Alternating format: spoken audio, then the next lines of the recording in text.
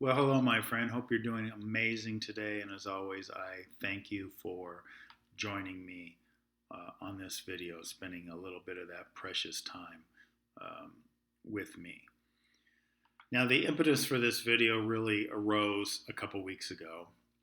A couple weeks ago, I was asked to participate as a guest on a podcast, video podcast, I guess you'd say, related to writing books. My work as an author, that was the theme of this show. And when I was first asked to serve as a guest, I was, of course, flattered, but one of the things that occurred to me right away, one of the first thoughts I had was, well, what do I know about that? And I'm not an author.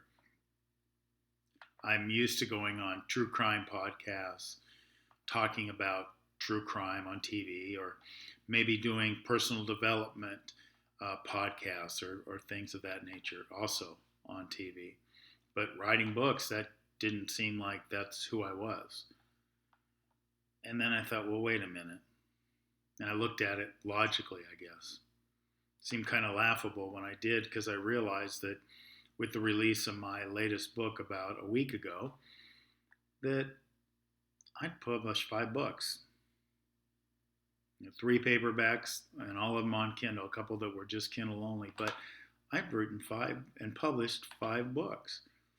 So yeah, I was an author. I did have something for his audience. Hopefully will be of value to his audience, I guess I should say. But I began reflecting on that. I thought, how funny is it that as a guy who's written now 5 books, how I didn't view myself, my self-concept, my definition of myself, didn't include author. And it got me really thinking about the definitions we place on ourselves. Well, a lot of times that's job related, right? I'm a blank. I'm an accountant. I'm a lawyer. I'm a doctor, whatever it is. That becomes our label. That becomes our identity. It becomes who we are.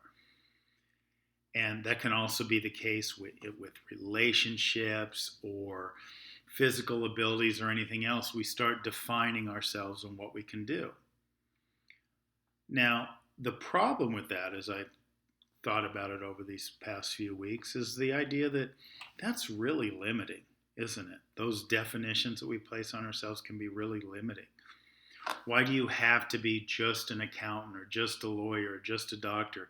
Can't you be any of those things and also be an artist and an author and those side of things? Can't I be a guy who talks about true crime or personal development or growth and also be an author, right? Why do I have to define myself by limitation? Because you think about it, no matter what you say after I am a blank, right? You're automatically defining yourself and limiting yourself. And think about that. How many ways do you limit yourself in terms of, I'm not that kind of person, or that's not what I do? When maybe it actually is. Perhaps it's not as laughable as me not conceptualizing myself as an author, but maybe it is. So my suggestion to you is that you start rejecting those labels. Just be. Just be who you are. Just be the creative force who you are. And don't let anything limit that creativity, that greatness that's inside you. Be boundless. Be yourself. Whether it's I am Kirk or insert your name here, right? Whatever it is, that's really who you are. You are not a definition that limits you. So I hope you'll give that some thought. I certainly have over the past couple weeks, and it certainly freed me a little bit. I hope it frees you, and I look forward to sharing the podcast about writing a book with those who are interested. That'll be on my Facebook page and on my Twitter as well.